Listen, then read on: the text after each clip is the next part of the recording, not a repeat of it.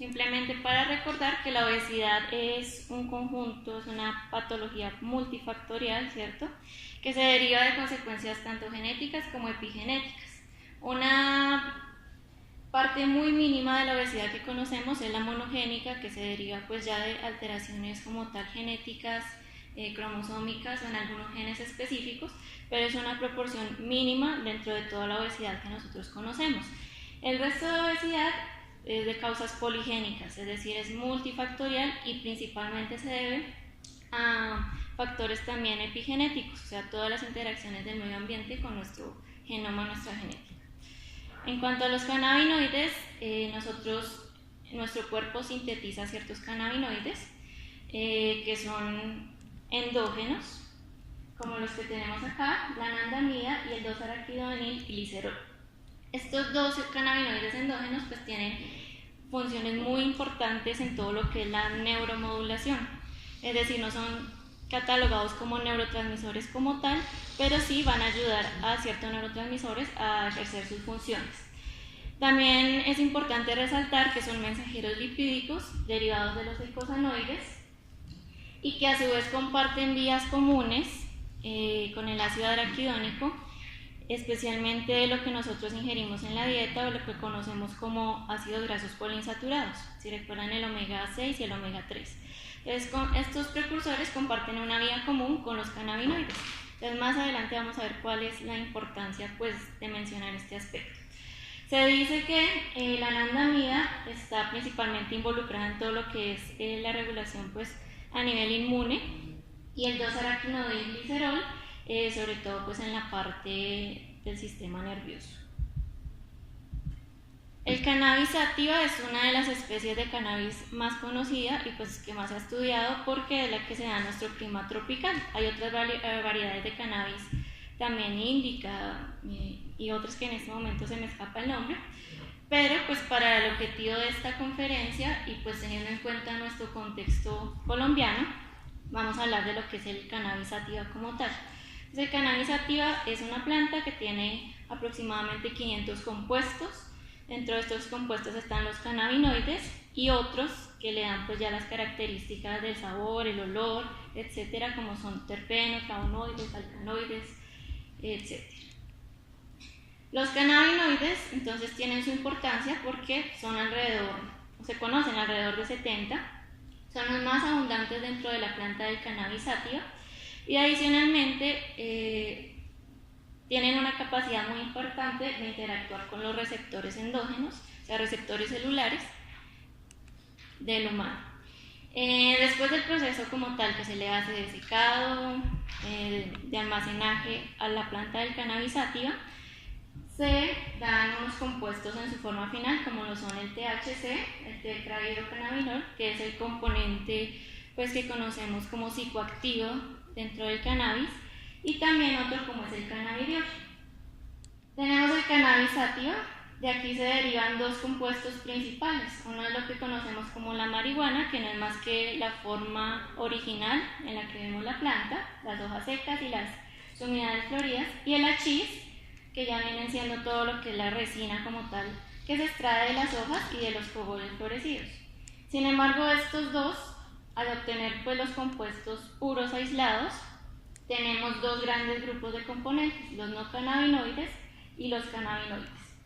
Dentro de los cannabinoides, a su vez, tenemos unos que son psicoactivos, como ya les mencionaba el THC, que la forma más común es esta, delta 9 tetrahidrocannabinol, pero también está en delta 8 tetrahidrocannabinol y el cannabinol. Hay otro que también es muy importante, que es activo, o sea, puede interactuar con nuestros receptores, pero que no es psicoactivo, a diferencia del tetrahidrocannabinol, que es el cannabidiol. Y otros que son inactivos, que son alrededor de 60 compuestos o más, que también son cannabinoides, pero pues que no son tan, digamos, no tienen una función, como les decía, activa, entonces no son tan estudiados. En cuanto a la vía de administración farmacológica, se ha visto que estas son algunas de las vías en las que se puede administrar el cannabis medicinal. Tenemos vía inhalada, oral, sublingual, rectal, tópica, ¿cierto? Que sería como la parte de las pomadas, las cremas, etc. Tenemos algo de biodisponibilidad, cuál sería su pico plasmático, la vida media y la vida media de eliminación.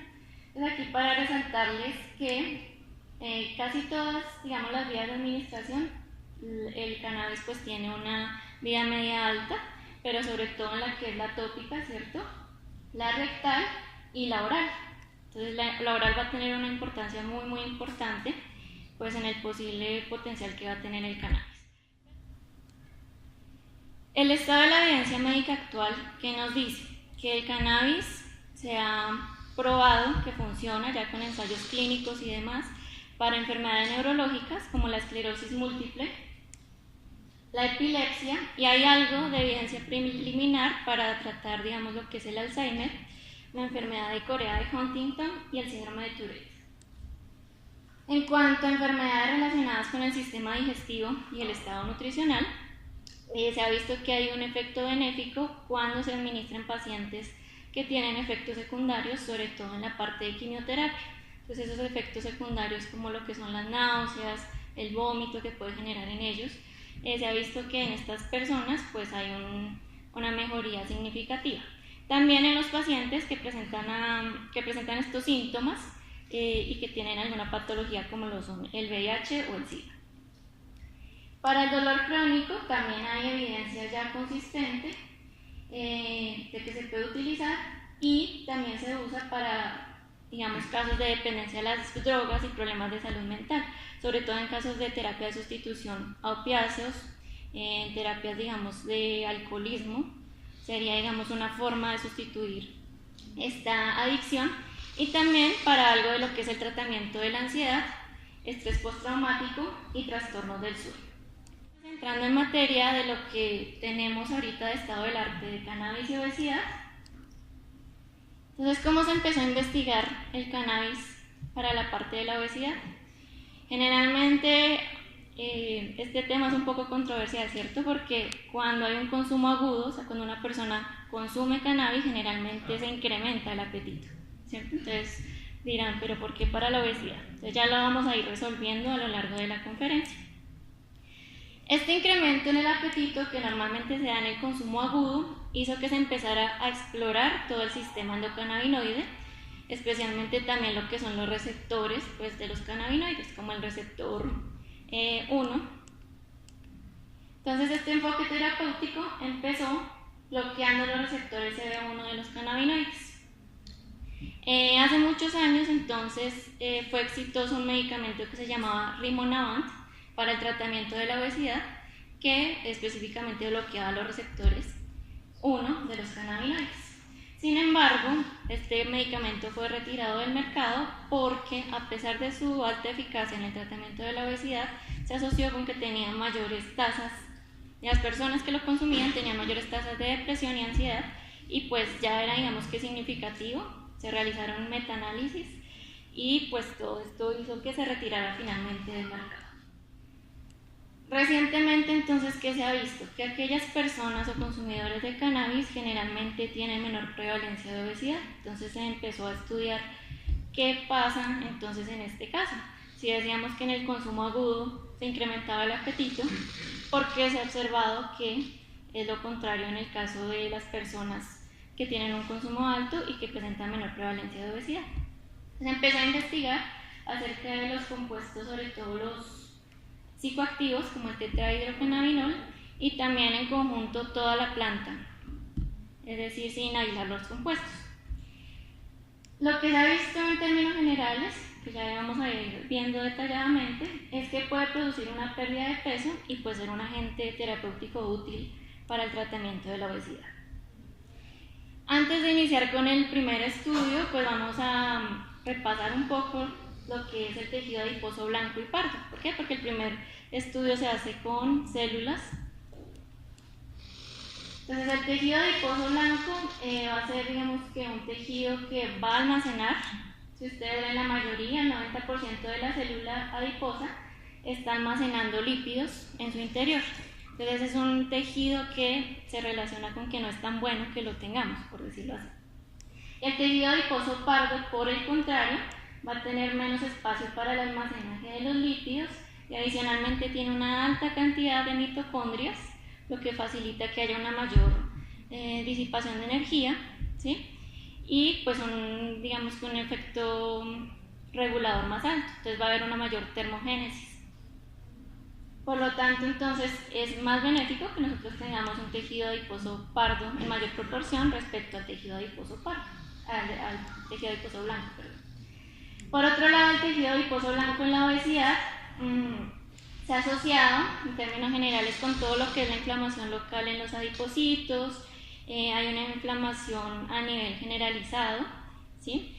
Lo que lleva también a una resistencia hepática de la insulina, resistencia hepática pues, de la leptina, que es lo más conocido también, y alteraciones metabólicas en general, todo lo que es la parte de triglicéridos, lipoproteínas de baja densidad, de alta densidad, que se ven reducidas en este caso.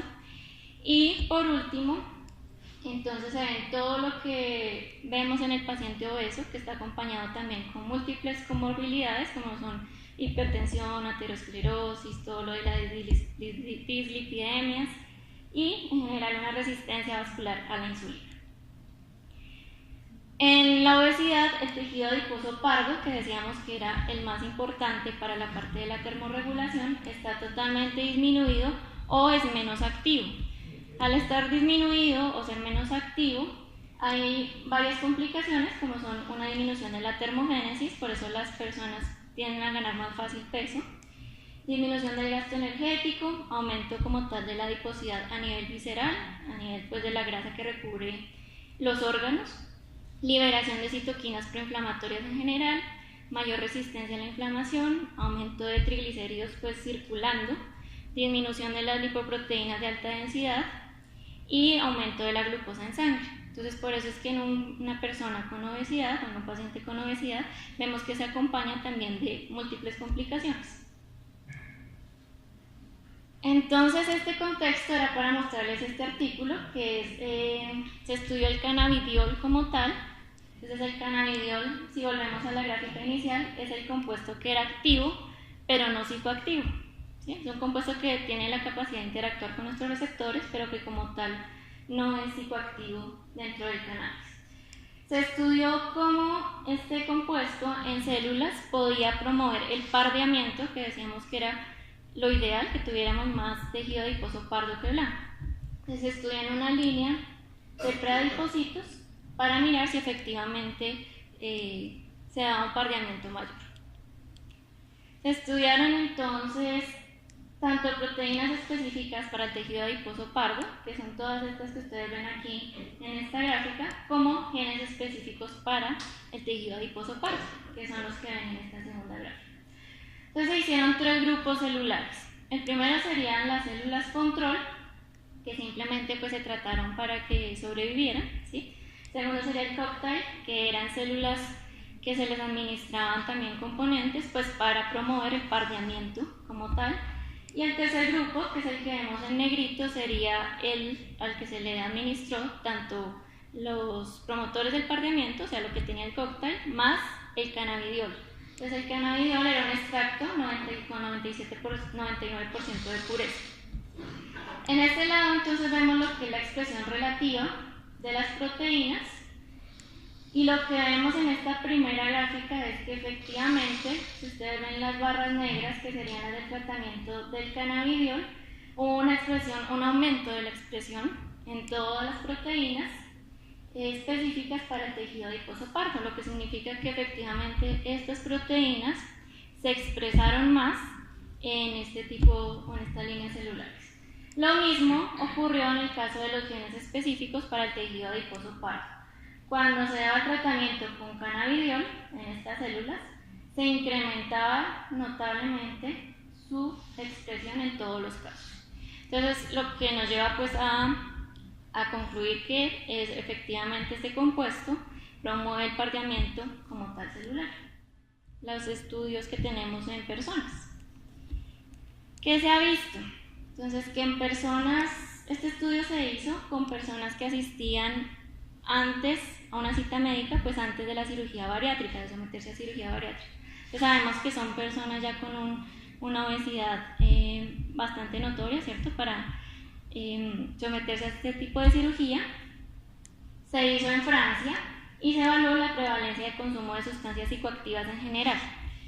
Lo que se observó en este caso, en cuanto al cannabis, es que las personas sí tenían un consumo alto, 21.6%, respecto a la población en general, lo cual fue bastante significativo.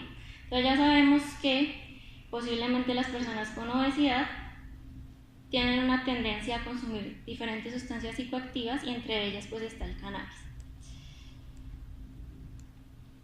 Esta otra investigación va a explicarles un poco. Si recuerdan, inicialmente les decía que compartía una vía común con lo que eran los ácidos grasos poliinsaturados, el omega 6 y el omega 3, ¿cierto? Entonces aquí vamos a aclarar un poco una teoría que explicaría por qué se puede reducir el índice de masa corporal tras el consumo entonces de cannabis. Lo que se ha visto es que en la dieta occidental generalmente lo ideal es que nosotros tengamos una relación entre omega 6 y omega 3 de 1 a 1 o máximo 3 a 1, ¿cierto? 3 a 1 omega 6 y omega 3. Sin embargo, la dieta occidental o la dieta que nosotros consumimos principalmente tiene una relación bastante alta. Alrededor de 20 a 1 es esa relación o incluso más. Entonces lleva un desequilibrio como tal. En esta gráfica entonces nosotros vemos ácidos grasos omega 6 y ácidos grasos omega 3 cuando están en esa proporción que les decía ideal. Lo que hacen es que estos precursores, que generalmente son los cannabinoides endógenos que se generan, que les mencionaba inicialmente, van a actuar sobre el receptor 1 de los cannabinoides y en general hay una masa corporal saludable o un IMC normal. Cuando hay una irregulación en esta proporción, que decíamos que la dieta occidental está alrededor de 20:1 en esta relación, tenemos que puede haber un incremento, ¿cierto? Sobre todo en estos ácidos grasos omega 6, que ya no estaría como en un equilibrio, que me va a sobreestimular este receptor, entonces el CD1, y me va a llevar a que las personas tengan mayor riesgo de obesidad. Entonces, ¿qué pasa o cómo entra a participar el cannabis en este caso? Tenemos ya la regulación de la que hablamos, ¿cierto? Hay una sobreestimulación del receptor 1 que decíamos que me puede llevar a obesidad. Resulta que cuando las personas tienen un consumo agudo de cannabis, también van a estimular este receptor. Entonces veamos esta gráfica de este lado. Tenemos que los picos serían el consumo agudo del cannabis. Tras el consumo agudo del cannabis, la actividad del receptor se disminuye totalmente, queda deprimida, por decirlo así. Entonces, al quedar deprimida, digamos que sigue otro pico agudo de consumo y sigue disminuyendo esa actividad. Entonces, por un lado tenemos una sobreestimulación y el cannabis ayudaría a que esa sobreestimulación, digamos que disminuya, y pasaría lo mismo que en el primer caso cuando hay un equilibrio entre omega 6 y omega 3, que es que hay un peso saludable como tal. Por otro lado, entonces sabemos que los pacientes obesos generalmente son pacientes que se acompañan con otras comorbilidades, como lo que son la diabetes mellitus. Entonces, en este estudio se vio si al fumar cannabis había alguna influencia en lo que era la diabetes mellitus. Entonces, aquí se hizo un metaanálisis de 8 encuestas nacionales grandes, y aquí las tenemos, pues alrededor del mundo. Y lo que finalmente nos arroja, entonces, este metaanálisis es que hay un riesgo o una asociación inversa entre el consumo de cannabis y la diabetes mellitus, es decir, un riesgo 0.7 veces menor de presentar diabetes mellitus cuando se consume como tal o se fuma, en este caso, el cannabis. Pero bueno, aquí les he mencionado solo estudios que han digamos que sido benéficos para la parte de la obesidad.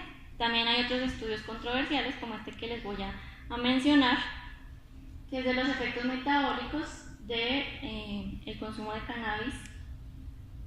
En este caso se hizo un estudio de casos y controles entre fumadores y pues los controles, todos emparejados por lo que era edad, sexo, etnia e IMC incluso. Se evaluó todo lo que era depósitos de grasa abdominal, intrahepática, y todo se cuantificó por medio de resonancia magnética y algunas otras pruebas pues a nivel sanguíneo. En este caso, entonces, lo que se observó en primer lugar es que los consumidores de cannabis tenían una reducción en lo que era la ingesta de proteínas en su dieta y un aumento en lo que era la ingesta de carbohidratos en su dieta, lo cual era significativa respecto a los controles. En cuanto al área de grasa abdominal, lo que se observó es que efectivamente los que fumaban cannabis tenían una disminución en esa área grasa total abdominal, asimismo en el área subcutánea. Sin embargo, a nivel visceral o a nivel del porcentaje total de grasa total, no se observó diferencia significativa e incluso, que era lo controversial que les decía, en este caso la grasa visceral en los consumidores de cannabis fue mucho más alta. Entonces ya nos empezó a generar un poco de dudas, ¿cierto?, sobre los resultados. En este estudio, entonces, ¿qué se puede concluir? Que el consumo crónico de cannabis se asoció con adiposidad visceral, resistencia a la insulina en el tejido adiposo, pero no, digamos, con otros marcadores como eran la infiltración de grasa hepática, ¿cierto?, la esteatosis, lo que era la insensibilidad a la insulina o el deterioro como tal de células pancreáticas. Entonces hay cosas buenas y cosas malas del estudio. Sin embargo, aquí hay que tener en cuenta pues, que fue una muestra bastante pequeña, por decirlo así. Entonces pues hay que tener cuidado también al interpretar.